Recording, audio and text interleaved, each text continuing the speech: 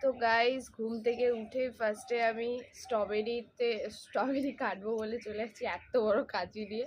আর দেখো শুধু এবার এই সাইডটা দেখা, পুরো কুয়াশা। এখন 7:30 বাজে। তো চলো কাটা যাক। দেখা ওটা। হ্যাঁ, তো এবার আমার আমার মানে কত দিনের ইচ্ছা ছিল যে স্ট্রবেরি গাছ লাগাবো আর স্ট্রবেরি হবে গাছে।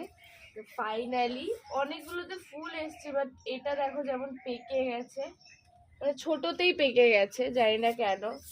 বাট এই দেখো, এখন আর দেখো গাইস কিরম লাল হয়ে গেছে। আমার তো খুব ভালো লাগছে, আমার ছিঁড়তেই ইচ্ছা করছে না, কিন্তু আমরা বাড়িতে থাকবো না। আর একটা দিন রাখলে হয়তো ভালো হতো। আমরা তো বাড়িতে আর থাকবো না, তো পাখিটা কি যদি খেয়ে টেয়ে নেয়, তো ওই জন্যই আর কি কেটে নেব। তো চলো কাটা যাক। ও মাই গড,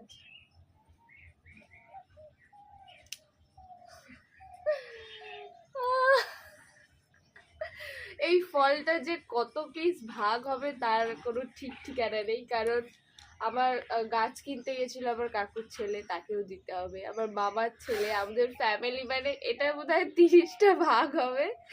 তো সেটাও তোমাদের সাথে শেয়ার করব। আমার তো খুব ভাল লাগছে এটা দেখে, কি সুন্দর কালার লাল। ওটা আর একদিন রাখলে ভালো হতো। তো চলো।